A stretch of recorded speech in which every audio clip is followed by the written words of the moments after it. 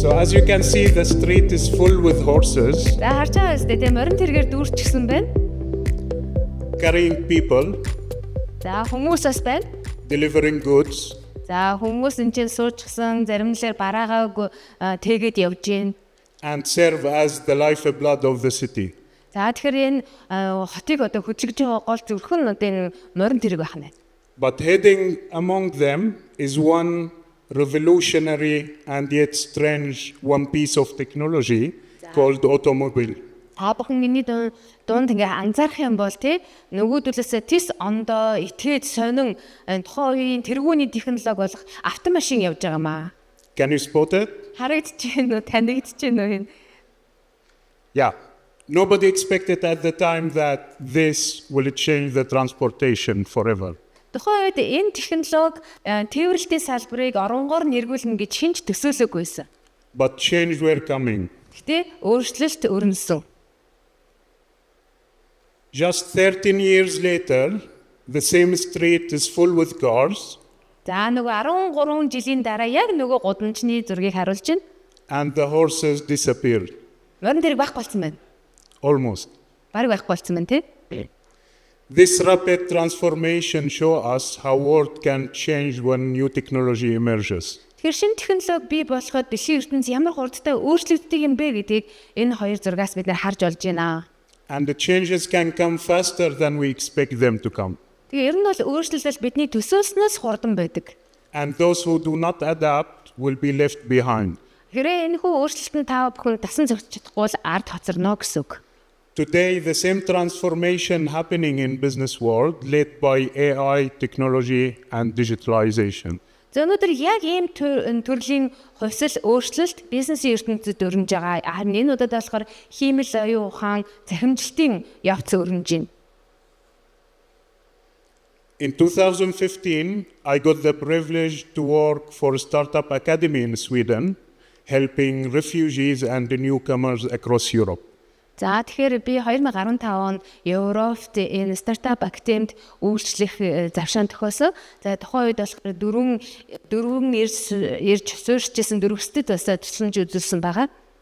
We helped them start their own businesses with the Lean Startup program for 6 months.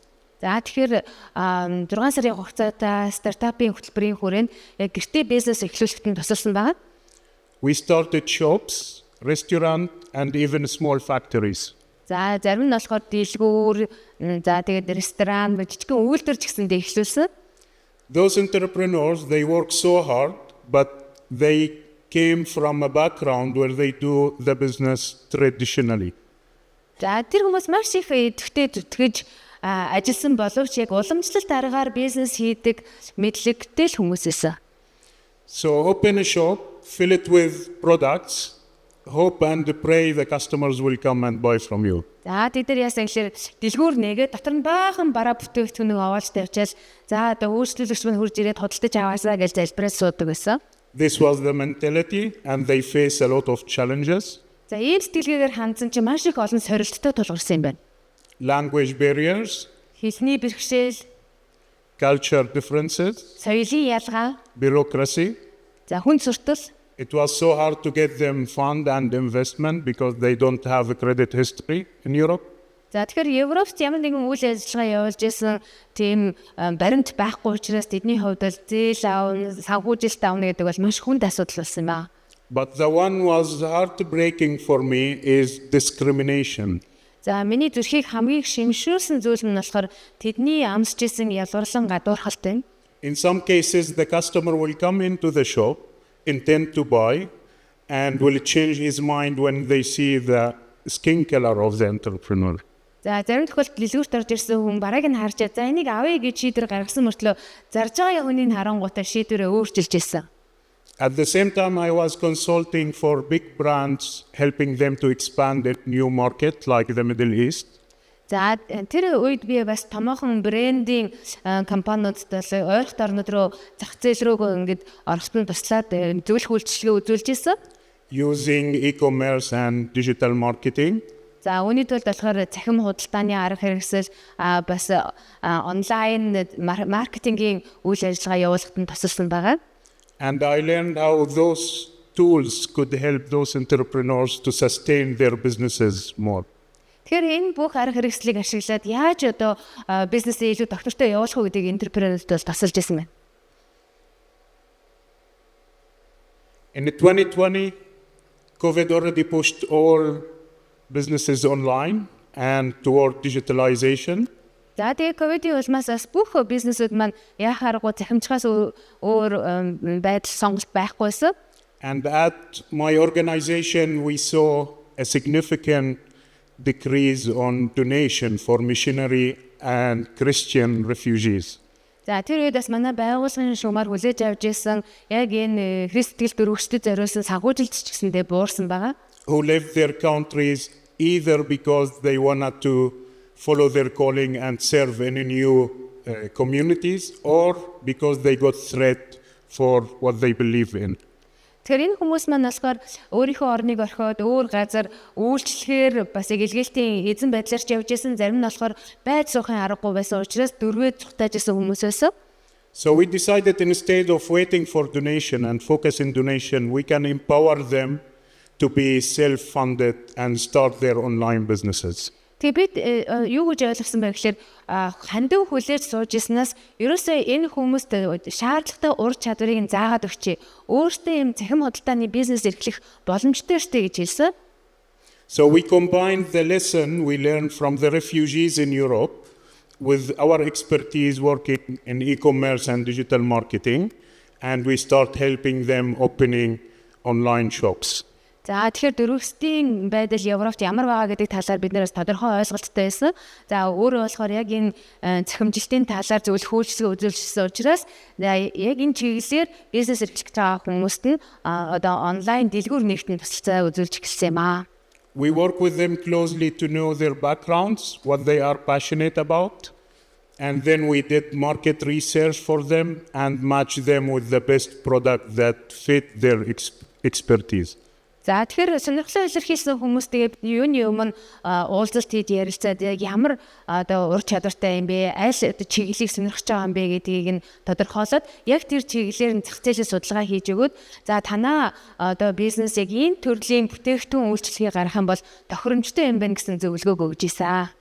Then we partnered with Shopify to allow us to create a beautiful design online stores that feature local languages, currency and local payment solutions.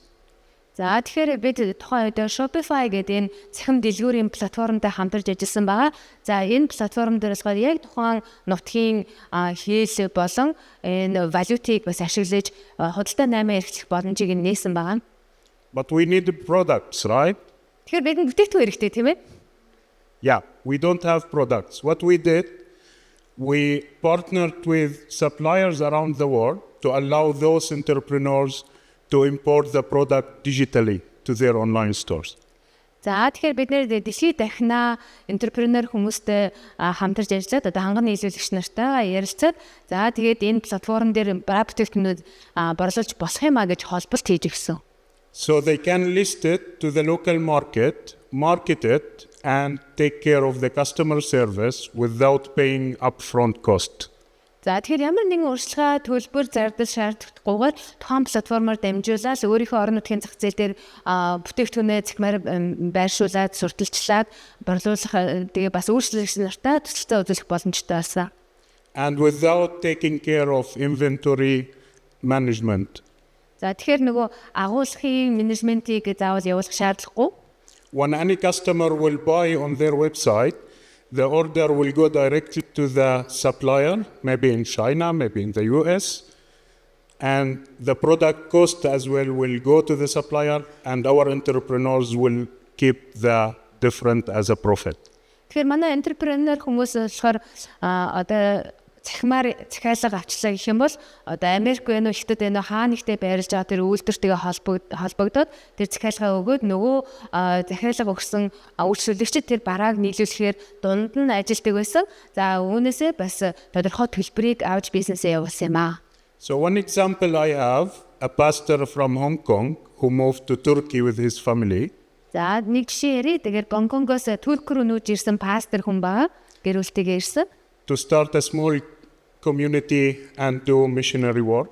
За тэгээд яг тэнцээ бяцхан хамт олон бүрдүүлээд энэ илгээлтийн ажил хийхээр ажилласан. And he has his wife who worked for cosmetics company in Hong Kong. За эхнэр нь болохоор гой сайхны бүтээгдэхүүний компанид Гонконгт ажиллаж исэн туршлагатай хүн байсан. So she spot a gap in the market in Turkey for skincare organic products. За тэгээд Туркид очингуудаа энэ Туркч чи харин арсны яг юм органик бүтээгдэхүүний хэрэгцээ байгаа юм биш үү? Ийм орон зай байна гэж олж харжээ. So we found there a supplier in the UK who ready to give the right to be the reseller in Turkey. За тэгээд Их Британд болохоор үйлдвэрлэгч болж явсан. Яг ийм бүтээгдэхүүнийг үйлдвэрлээд за та нар болохоор манайхыг төлөөлөө Турк зарж болно гэж зөвшөөрсөн. She started last year. За өнгөрсөн жил энэ бизнесээ эхлүүлжээ. 3 months ago she also sold her first product to Dubai. За тэгээ 3 сарын өмнө анхныхаа бүтээгдэхүүнийг Дубайд борлуулсан. And she got an order last week from Jordan. Тэгээд өчигдөр болохоор түрүүний лоног болохоор Йорданаас бас захиалга орж ирсэн юм бэ. Анхны захиал. Plus the Turkish market which she is doing really well. Тэгэхээр тэр хүмүүс аль хэдийн Туркийнхаа зах зээл дээр маш сайн үйл ажиллагаа явуулж байсан. Одоо болохоор ойролт орнуудын бусад орн руу харьж байгаа юм байна. She barely speak English. Өөрөө л англи хэл жоохон таарахын. But behind her computer screen, she's able to manage a whole business and advertise in 3 or 4 different languages. Тэгсэн хэрнээ дэлгэцнийхээ ард сууж байгаа л бизнесээ явуулаад 3-4 хэлээр сурчлагаа явуулж чаддаг болсон байна. He has a customer support chatbot. За хэрэглэгчнэрт зориулсан чатбот ажилладаг. Which can handle question from 50,000 customers at the same time. 50,000 хүн зэрэг асуулт асуусан ч гэсэндээ хариулт хийж чаддаг тийм чатбот байгаа гинэ. So if she can do it, everyone here in this room can do it as well. За тэр хүн хийж чадж байгаа бол энэ өрөөнд сууж байгаа хүн болгон хийж чадна гэж би бодож байна. And that's why I'm passionate about e-commerce and digital tools. Тийм учраас би энэ онлайн худалдаа, энэ захим хэрэгслийг маш их таашаан түгэх дуртай хүн байд юм аа. Because I see it as a tools given to us by God to maximize our impact in God's kingdom. Яагаад гэвэл Бурхан бидэнд энэ хэрэгслийг өгсөн юм аа. Үүгээр дамжуулаад бид нэр хаанчлалын нөлөөг тэл хүчиртэй гэж би хардаг. It's easier to change and catch with the new trends in your industry if you're using digital tools. За хэрэг захим арга хэрэгслийг ашиглах юм бол өөрийнхөө энэ салбарт үйл ажиллагаагаа улам нэмэгдүүлэх арга хэлбэр болдог. And your impact will be maximized with less effort and cost as well. Тэгээ таны хүрч байгаа энэ үр нөлөө нь өөрөө хавьгүй баг хөдөлмөр, хавьгүй баг зардал зарцуулах юм аа. So my message to you today, don't be that horse in the 1900 in time of engines. За тэгэхээр би та нарт юу гэж хэлэх гэсэн юм гэхээр нөгөө 1913 онд бүгдээр машин унж хаа та ганцаараа морин тэрэгэн дээр явж болохгүй байхan байна тийм ээ. And I want you to hold few minutes conversation in your table. За одоо та нарт даалгавар өгнө. Яг ширээ-ширээгээрээ хоорондоо ярилцсанаа. Talking about one area of your business. За өөрийнхөө бизнесийн нэг талбарыг сонгож аав.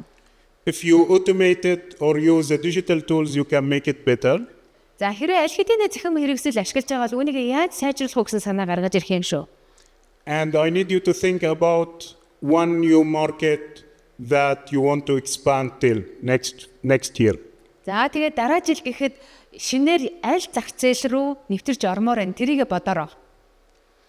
Again, I'm honored to be here with you. God bless you all and thank you for listening. За тэгээд та нарт маш их баярлалаа. Танд таамтай хангэр сайхан байна.